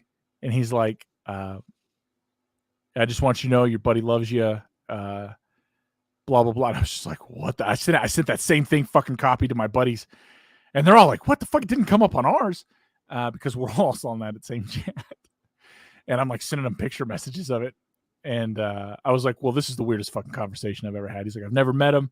He's like, but everything I know about him, he's a great, like, he just, other really personal stuff that he would have had to fucking know his wife. He would have had to have his cell phone number and know his wife. And I know his wife would not be running this app. It's too many steps for her. She just wouldn't. And she's moved on, she's married again and doing all that. It was just fucking crazy. And now the fact I can't even find it, and I know I would have archived it. I know I would have fucking done that. I did do that. Oh, it's fucking weird. I got goosebumps now just thinking about it. Oh, it's fucking weird, man. That is weird. Yeah. It was legitimately, that was the creepiest text conversation ever. Yeah. Just fucking bizarre. I mean, I think everybody we know has a ghost story. That's a creepy story. And isn't that odd? Everybody watching this video now, I guarantee, has had an experience with a ghost or something paranormal. Yeah. That they cannot explain, or somebody in the family has told them a story about something they cannot explain. And I think you could argue even people that haven't, if you were to sit down and really talk to them, you would find something that they've explained away. Yeah, it's usually what it is. Yeah, I still think like things go missing. I am a forgetful person, but I seem to be more forgetful these days. But the amount of times, like car keys, phones, you put something down, you scour the house for it, and you walk back into and especially in this room. I mean, like in this room, there is a fucking table. There is this shit, and that's it. This is what this whole fucking room is just for doing this stuff in. the amount of times I've left like car keys or something like that, I've searched the house for them, walked in here, searched in here for it, walked upstairs, come back in, and my keys or my phone are on this table. And it's impossible for me not to have seen them because there is fucking nothing. It's a 6-foot dining table with a screen here and a laptop here. That laptop doesn't live here because most of the time it's in my living room. So you talk is, am I stupid enough to leave a phone in the middle of a 6-foot table, go and look around the house, walk in, look at it, fuck off again, and then come back in and find it? That feels odd. The Isn't that your haunted room that you don't like to be in there when the lights are out? Yes. That's why he has neon lights. Just checking on everything. Yeah. Everything is lit up in here. Everything's there is battery powered. There is fucking. I will not be in here in the dark. All over the place. My wife calls it. Even my fish have lights. My wife calls it the elves, and things are constantly going missing. That and she's a messy twat. So she leaves stuff in like just under somewhere. She's got the biggest phone I've ever seen in my life. She constantly loses it, but it just turns up in weird places. She feels like something in our house is moving things on purpose, just for shits and giggles. So yeah, it's either that late or we're just very forgetful to where we put things. We've got a question here from I don't know if you're spelling it Goob or Gob. BlackStar Paranormal, what do the shamans have to say about greys? Do they know where they came from? I think they just think they've always been here, man. Mm-hmm. I think you'd have to ask them. I don't speak for any of them. There's definitely don't speak for any of them. There's a lot of people calling themselves that probably shouldn't. That's a fucking fabulous profile picture, though.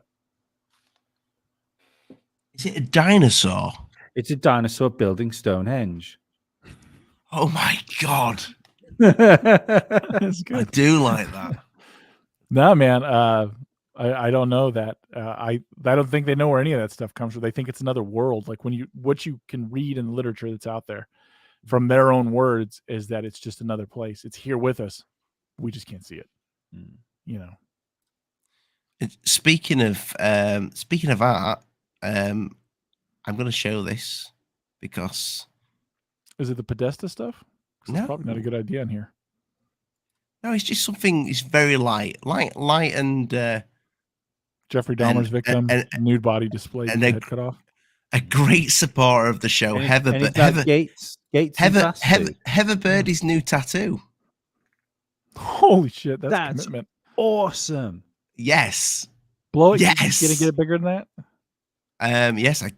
Not you. I was talking to her. That'd be a good back piece. There you go. Oh, I bet Heather Birdie's new tattoo. Actually, that is awesome. So nice line work as well. I put this into an AI generator. So I zoomed in. Look at that. That's awesome. That's fucking cool. A little dark too.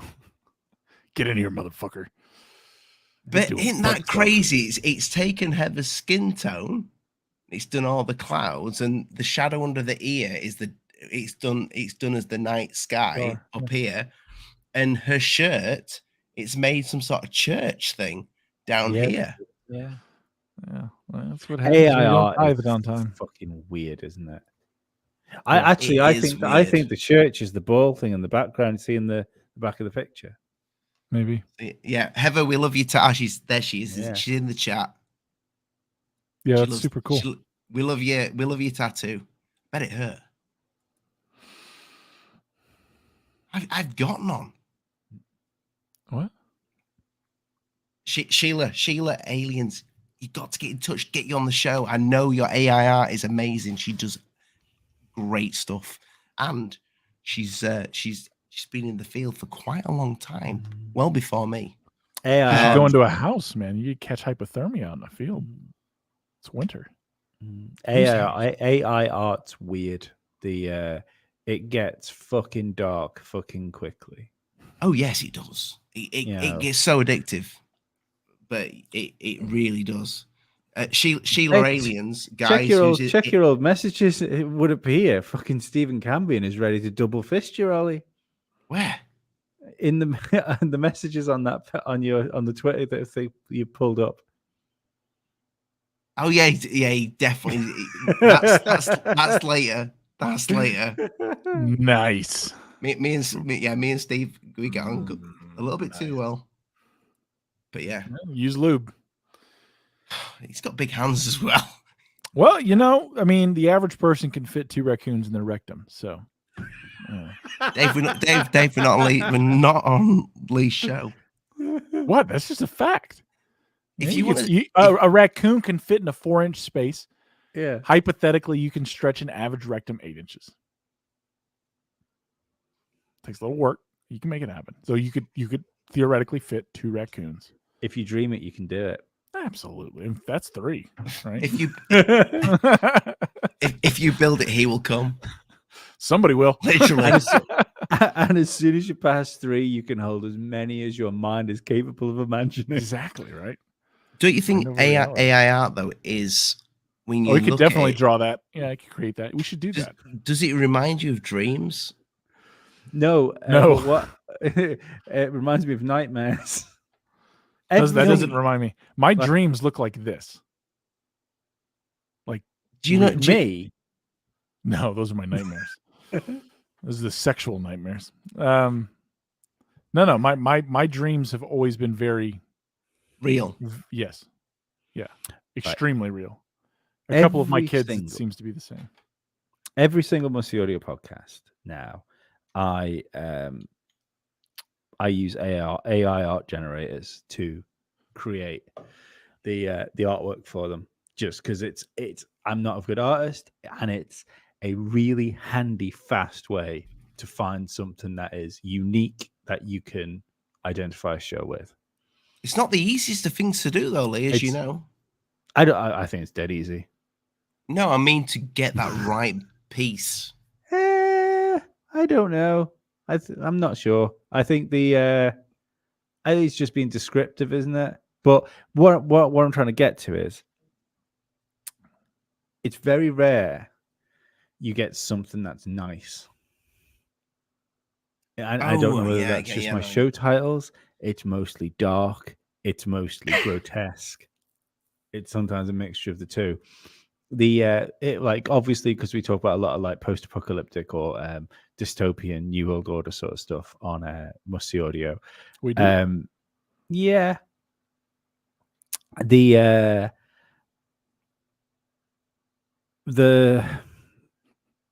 dystopian stuff is so vivid if you put those things through AI. And the thing is, right, where are we pulling it from? So I'm taking it that these because you can create people, like if you like a Rogan or a fucking Musk or The Rock, you can create people into this. So it's clearly scraping the internet for its ideas. Mm-hmm. So why is it always twisted? Because we're humans and we're twisted. I have to say, if you try and create something nice, and then you ask it to create something that's sinister, I feel that the sinister stuff it does a lot better job. It hits better, yeah. A lot better, which is maybe because that's what it's picking up from the world, that there is more of that than there is. I don't believe that. What? So I don't believe there's more sinister in the world than good. I believe that's what everything in the media wants you to think. It's that the power masters behind these things who own all these companies, they want you to be most people are good people and afraid. Yeah, most people are good people. Yeah. If you like, you can go for a walk in the street, and if you happen to have interactions with strangers, it's it's very rare that you speak to even people that you don't want to speak to. Like you might be in a bar and you'll get some guy that's a bit drunk that comes over. He's annoying you because he's drunk and you don't want to speak to him. But most of the time, the intentions are good. It's some guy's just trying to make some fucking friends. Yeah. Lee, can you do me the honors on that? That sounds intelligent, but I can't read it. AI art generators are pre-trained on data sets. It can't access the internet, and it all depends on how you describe it. Prompt engineering is a real thing, and not all generators are equal. That's true, but I get what you mean. But by pulling individual people, surely it scrubs from somewhere. Yeah, I created Bob Lazar.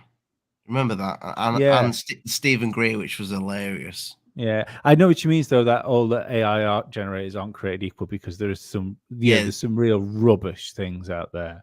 But I've used other ones where I've tried to create Stephen Gray and it can't do it. So I don't think that's having access to the internet. But there's one that I use called Dreams that I'm pretty sure that has access to everything, because you could type anybody's name in that and it will find that person and it'll create a cartoon of that person without me putting an image of that person in. You should I could be wrong. You should do it only knows people that have. I'm famous. You are, for all the wrong reasons. You've been killed how many times? Fuck, I don't know. They were intense dreams too, man. Before like that. I bet you got stabbed, shot, decapitated. Oh, trampled by a horse. Yeah, they're like there's. I didn't die in all of them. Like a lot of times I was in battle and I didn't die, but the death ones definitely stand out. A reoccurring dream about when he was trying to blow a horse and he got angry. You'd be amazed how angry they'll get. Maybe the thing is like, so a weird fun fact about me is, I grew up around people who rode a lot of horses and did like rodeo and stuff. I didn't. I have like an aversion to horses. I like them. They like me. I've never ridden a horse. I've had tons of opportunity. I will never ride a horse. And I generally think they're kind of assholes. And I have no foundation for that. All my experiences to this point are good with horses, except I had a dream once when I was like 9 that I got trampled to death by a fucking horse. And I've just never let that go. I can remember my dad first rode a horse when he was with him and my mum went on this like safari thing around Africa, and he rode a horse for a day, and when he got back, his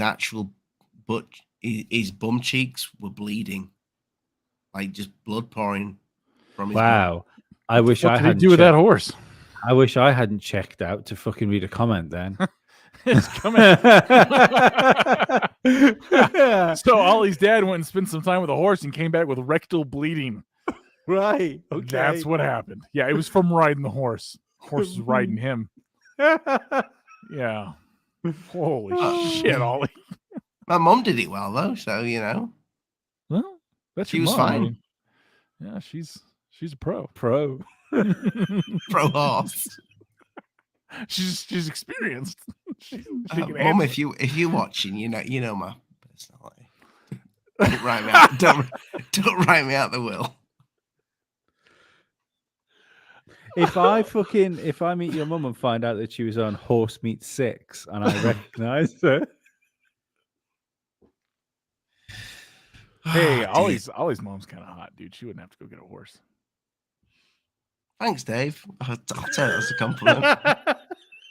Yeah, she could have a line of men if she wanted them. She's an attractive lady, even now. Hi, Ollie's mom. Yeah, Mum. They all think you're kind of hot. I'll invite her on the show. Oh, no, we don't want to share her with the world. Only one, Mum. Boys, so the paranormal, we've come to the conclusion that we have no idea. We are never going to have a clue. We have no idea what the lights in the skies are, in the sky are, or if there's actually anything in them. And pretty much everybody on every single platform is just pulling it outside of their arsehole and giving you an opinion. I think this is like we said on, and even us. Definitely we did Mussiodio the other day, and we were talking about like various things that have happened in the world, and I brought Majid Noirs, who I've got a lot of time for him. I'm a fan of his, and I think he's the closest to knowing like what's going on between like hidden powers and things like that. But he doesn't know. Nobody. It's becoming ever more apparent that nobody really knows what the fuck is going on. But Elon. No, even Elon doesn't know what the fuck's going on. I think he suspects. Yeah. I think he's a smart enough guy, and he's high enough up that he can see far enough that he suspects. He suspects we're a fucking menagerie. I mean, we've not even spoke about him. I'm surprised we've not in the last. Yeah, we were blowing him pretty hard in the last one, so yeah, my jaw's sore. I'm only an hour in. You didn't do a lot of Elon in the first hour. You're an hour in on a 3+ hour podcast, buddy. Yeah, you get ready. That's the warm-up session. Yeah, people go check that podcast out. Is it David video as well? I was working the shaft. Lee, it was a team effort. Is this your first video one as well? Yes, yeah. Now, well, I was driving, so I didn't. Yeah, if you listen to Musty Audio on Spotify, you can watch the video and watch all the faces, which I believe we're going to start doing with Alien Addict as well on Musty Audio, aren't we? That's going to be a thing. Yeah. We're going to do that. Why not? So, yeah, I like it. It's a nice dimension to have video on a podcast, but it's even better to have it not on YouTube. Because it's because you're not worried. You're not worried about what's going to be said, or what you can still do it freely. At the minute, who knows? Spotify might fucking chomp down on everything. It does feel like Spotify is definitely more lax, and it shouldn't be because it's fucking massive. You think they'd be more? I thought it was interesting the other day when the owner of Netflix came out and said that he thinks Elon Musk is like one of the most important, bravest men in the world. Obviously, he signed a deal to do a documentary. But I know I just find it interesting. Yeah, but I find it interesting that somebody in that position. So it's this is the thing. I think, and we're drifting a bit Musty Audio here, but I think along with the whole idea of that nobody really knows what the fuck is going on, probably apart from like the few people that are trying to perpetrate whatever's happening. I think it shows that there's people out there that don't know what's going on either, but don't like what's happening. I think that should give some people some hope, maybe. Yeah. Listen to Musty Audio. We talk about it quite a lot, I think, in the last episode. I still want to know when he's going to get us to Mars. We're not going to Mars. We're not leaving the planet. We're not even going back to the moon. They're already having It's definitely going to be the robots first that are going to be the first things to go on that planet. Look, you mean to Greenland? Yeah, I don't think we can leave. I'll be dead honest. Like, this is the thing. You can't leave the turtle.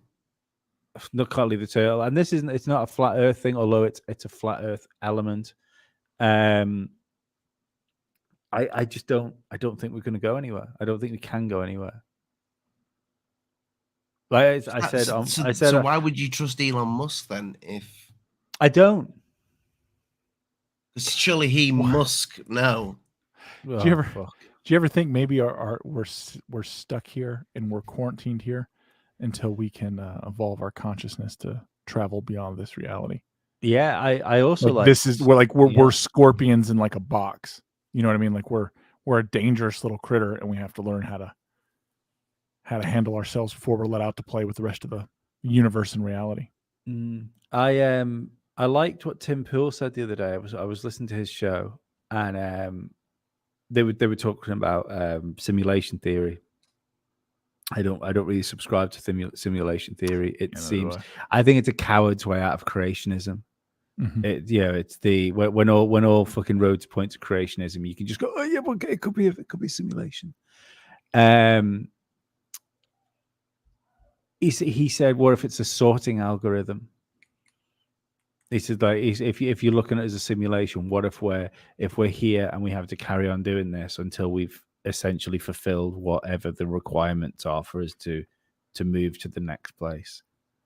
I do find it interesting that right now there is such a push. I even thought about it, like, listening to the Tim Pool show. I mean, like, he was just maybe he's doing it for ratings, don't get me wrong, maybe he's doing it for YouTube clicks and stuff like that, but even just the conversations that he has on his show are so much more open, and that, like, the thin, like, blonde guy that's on there, he's like a full like balls deep like shadow cabal with the offerings to fucking Baal, and also he believes all that shit, and they openly, like, have conversations about it, which I find that interesting on YouTube. YouTube doesn't seem to bother about them too much. Yeah. It does make me think. I think we can probably get away with more on YouTube now than we probably think we can. We probably play we probably extra safe, yeah. But I think we play safe, and we probably don't need to play as safe, but it's where we are. You've got to, otherwise, because if you go over it, you're fucked. Every so often, show a testicle. Yeah, just one mind and never a cock. Yeah. But there does seem to be a more people having strange conversations, and more people willing to listen to them. I don't know whether this is people being locked up for so long, and maybe looking inside themselves, readdressing their lives. But everybody seems to think there's something wrong, regardless of what they believe in. Everyone is changing slightly. Yeah, and I just keep going back to this whole thing. I heard, like, we've heard about this, like, the idea of the Great Awakening since probably 2012. That was when it started to really roll, and I always thought that was bullshit until maybe this year. I don't know. Yeah. The thing is, I don't think we're gonna ever really find out. Would you want to, though? Would you want to find out what the people who practice in that cabal shit know? I don't want to know. It would drive me over the edge. I couldn't handle it. I'd have a fucking Kanye West breakdown. I think you're right, but I think it's probably too dark for you to even comprehend. What if it's not? What if I fit right in? That's the dangerous thing. That's the thing I fear. Yeah. The what if the rewards for evil are too good? What's it called? The idea of absolute. There's another word for it, but like the whole absolute power corrupts absolutely. Mm-hmm. Is it the demiurge? Is that the right word for it? No. But yeah, like, what if everyone says, "Oh, I couldn't possibly do something like that." But what if you were presented with, like, something fucking terrible, but on the door past that is all your worldly desires? I wouldn't do it for. I wouldn't do it for that. Yeah, I don't give a shit about things. But no, I don't mean things. Like, what do you want? I would say, like, what enlightenment. anything. Yeah. I don't think it works like that. I think if it works like anything, I think that if this is a thing, I say if, because I would like to think that stuff like that doesn't go in the world, but it probably does. No, but we absolutely know it does. Like we absolutely know it does. I know that goes on in the world. I'm talking about this higher being, power, whatever it is, evilness, and it not just being evil people. That's what I'm talking about. Oh, sorry. Okay. Yeah, evil I people would say exist. if that thing exists, whatever it is, call it the devil, call it aliens, call it anything you want. I think it goes by the name Ball, but yeah, whatever. I think it would already maybe have a target for somebody who'd already fucked it and that was already on the side of that and gone, I can work with this. I don't. I think I think it wouldn't bother. I think it probably tortures people that are weak, not necessarily bad people at all, that have weaknesses. I think, and feeds off that. I think it's the opposite. I don't think it'd bother with someone that was innately corrupt. I think it would want someone that believes themselves to be self-righteous and correct. Feed on that person, break that person down, and fully corrupt that person. And the whole while they think that they're self-righteous in the process. I think that'd be the ultimate slap in the face of creation. But you see it all the time, especially in politics. And I know people in local politics that are like that where I live. And there's one person in particular that he's quite low in politics over here at the minute. And I mean, don't get me wrong, I'm not talking about next Hitler or anything like that. But the that's a hell of a comparison. I know, but I know that's what I mean because I live in a small place. So what I'm trying to say is on the global scale, he's not important, but on a local level, if he's not Hitler, if he got the wind behind him, he could be quite dangerous over here, I think. But that's because I think his beliefs are completely malleable and his conviction is 100% in his own ideas. Yeah, and that's dangerous. Yeah. I don't know, man. I don't know. People in power. Yeah. With great power. Man, we ended on a depressing note. We should go back and talk about Ollie's mom. But no, I want people. That's what this is supposed to be. It's just we can talk about my mom. She's a terrible person. So it's not supposed to be a podcast to well, it's supposed to brighten up your day, but all at the same time, we all think the same stuff. I believe we do. I think there is, even in desperate conversations, there is some hope in unity.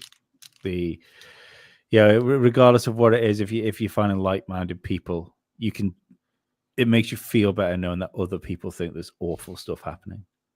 People don't like to feel alone. Yeah. I mean, Dave, if anybody came into this thumbnail and thought they were going to get something nice, sucker. A nice star. Yeah, I'll give you something nice. I love that. What or who is that? What is that? Oh, you were on the last show where we were speaking about he's Dr. Reed. And Dr. What's the red thing on the Is that his name? Is Dr. Reed his name? Is that his name? His name's Dr. No, it's not his name. No, it's not. So he's a guy that did the whole fake alien thing, and he said he met the Pope, and I was meet the Pope. I was pointing out last week that he definitely photoshopped himself really badly. No, that's definitely him with the Pope. Yeah, with the Pope. So I photoshopped the thumbnail of him with Barack Obama. Yeah, he's even met the president. Yeah. And then he's still the president. The good thing is, I think he's hanging around with people that are into the same things. It's even a mini one, Lee, right there, right in your bottom corner. Looking at you. Oh, look at him! Oh, he's got a great mustache. Yeah, the collar and cuffs don't match, do they? Look at his head. No, that's what he looks like. So he looks like he's handy capable. He's out there with the president and the Pope. Ollie, you could learn something from this guy. That was the first thumbnail, but I really messed it up. He's even an actor. Look at that. I put the alien's tooth in the wrong you fucked that. I fucked that, didn't I? So then I changed. No. That could definitely be the alien. Maybe the alien needs to see an orthodontist. Could use braces. Not every alien has a perfect smile. Right, boys.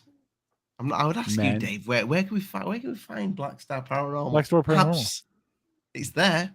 Yeah, we exist. Just Dave's just collecting subscribers. It's not just me. Just to look at them. You know, I'm having a conversation this Friday night and next weekend with my guys about what and when we choose to post. I think my guy's through most of his stuff. So I'm going to see how long he wants to let it chill before he lets him know he's a little crazy and into weird shit. So we'll see, you know. I have an actual media company. Like I formed it, dude. Like it exists. So oh, I know. This thing's gonna stick around because I keep needing that tax write-off. That's how that's Peru, man. I'm going to Peru to take footage. You guys should come with me. You had another platform. GoFundMe to come with me to Peru. It got destroyed. I did have another platform, and it got fucking nuked from orbit. It started to do well as well. It did start to do well, yeah. Even the people making our t-shirts and shit dropped us. Yeah, Lee, have you deleted Dave's speech that was on your was it your TikTok? That got us 100,000 subscribers on TikTok. Yeah, I want that speech. I want that speech. Yeah, it doesn't exist anymore. Can you find me? I'd love to do a good edit. No, I haven't got it. It's gone. It doesn't exist anymore. Oh my God. I think I still have a copy. Yes, I'm terrible on TikTok. I changed my TikTok and now I've started again. I forget to do it, and it's stupid because I've got more followers on TikTok than any other social media platform. But I just don't real though. Yeah, they're not real. I don't like doing video stuff. I get quite a lot of comments and like feedback from people, so there's quite a few real people there. But yeah, I don't know. I'm just not. I would be more into it, and I hope like the Twitter 2.0, if it's not like some sort of fucking Trojan horse. I hope that has a video element like TikTok in the future, because there's something I love watching TikToks. Don't get me wrong, that like some of them are fucking hilarious. I'm uncomfortable with the relationship it has politically with its owners. I don't have TikTok. Well, I actually do. I made a TikTok, but I've never uploaded to it yet. So, but I know what you're saying, Lee. It's I don't know if it's for me. Yeah, but you did well on TikTok as well. Yeah. I mean, you took everything down. Yeah, I was going to change it. I wanted to change it and do something different with it, and then I decided I was doing the wrong thing, so I went back to what I was doing with it. Unfortunately, I deleted loads of videos off it anyway. Stay boast, eat people, never pull out. Exactly, that's a great saying. Stand by that. Unless the police show up, then run. Just ending on a great note, Dave. Thanks. Lee, so when's the next podcast out? When I recorded it, this podcast. Are you up to date? Yeah, up to date. The last show went up yesterday. Oh yeah, that's I'm not up to date with the Alien Addict. That sort of escaped me for a little bit, but this show will go up at the weekend. I'm recording another podcast in the house because Courtney, who some of the viewers might have listened to before, he's got an initiative over here called Justice for the Jabbed, and that's probably as much as I can get into on YouTube about what he does. He's coming in for a little one-on-one chat with me on Saturday evening. That won't be a video one, I don't think, so we'll be recording it. It's a bit of a pain in the ass trying to record video. I might have a crack at it, so just because the video thing's quite cool. I'd like to see the recording of that. Yeah. Well, maybe because, like I say, I mean, I've tried the time I tried to put our one on YouTube, it got fucking destroyed, didn't it? And I've had got a warning and a community guideline strike for that interview. The second interview, didn't have a fucking problem with, which makes me think they should probably remove the guideline strike for the first interview and allow that up as well. So yeah, like fucking YouTube are going to listen to me. So yeah, that'll be coming up next. That'll probably be the show next Wednesday. I don't know. I'm not sure. But yeah, it's beautiful. It's there. Must see others on all the podcast platforms. Go listen to it. It's great. It'll check it. Make you live longer. Fact. I think it will make you live longer. Mm-hmm. So, Lee, we just quickly before we do go. I was speaking, and I think I stayed on with 2 hours with you, Dave, after you and Hidden, who was extremely stoned. And it was a very sexual conversation. Yeah, we did. We spoke about the alien autopsy, and I've decided that I'm gonna give it a risky go. Oh, are we going to do the reaction video to it? Yes, but I want to get you on, I want to get Dave on, and I want to get Goof on, and maybe a couple of others, so we can have that debate back and forth. So I know Rich, he's all for it's a crash test dummy. So I'll give you plenty of warning. I'm going to give YouTube plenty of warning. YouTube, you cannot do anything about that because you have real autopsies on your platform of human beings. They absolutely can do something about it, and they will. No, but that's they don't fake. Care. That's fake. So how can they do something about something that's fake? They don't care. They don't care, dude. They neutered us along with everyone else. Like they play by their own rules, and if you want to hire an attorney and deal with them, I thought maybe I'd start with playing a bit of the real autopsy. So, and I will give plenty of warnings to the audience if anybody that wants to step away from the channel at the time and not watch that live stream, etc. All my channel's age restricted anyway. It's over 18s. Nice. But yeah. It will happen, people. We will be revisiting the alien autopsy that so many people say was just a crash test dummy and a butcher that chopped it open that obviously studied at medical school. But yeah, I'm going to say good night. God bless people. Mind the bugs don't bite.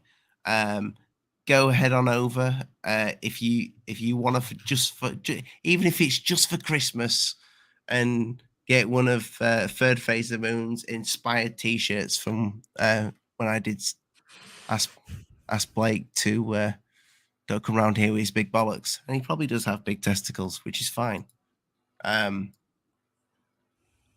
you can support the channel, and a T-shirt is a good way of doing it because I get decent profit. YouTube takes like 50% of it or whatever they do, and you'll actually get something out of it. So you guys should do a GoFundMe so you can come to Peru with me. Think of all the fun we could have there. And we could live stream. Sure you can. I don't give a shit. It's a signal. Yeah, there'll be Wi-Fi at the hotel. Dave is as a buddy that has a satellite, so it's fine. Everywhere's a tourist place. I mean, we could bring a satellite phone or with satellite internet. I mean, Elon reaches down there. It's not a big deal. You're gonna be so upset with it's like you walk around Machu Picchu and it's like wall-to-wall Wi-Fi. There's a gift shop on the way in. It's kind of what I expect, to be honest. But you know what? They're talking about closing down huge aspects of it to tourists because they don't want people going in there. And I remember I went to Chichen Itza when you could still climb everything, and they've stopped that. So now's still the time to really go and enjoy a lot of these places before they stop people from exploring and yeah, and then wipe them out like they never existed, or just change the fucking story and lie about them, like they do everything else. Right, folks. Good night. God bless. Mind the books up by I'm Musty Audio and BlackStar Paranormal. Good night. Good night. Good night. And I'll see you next week. Bye bye. So about the transvestite midgets.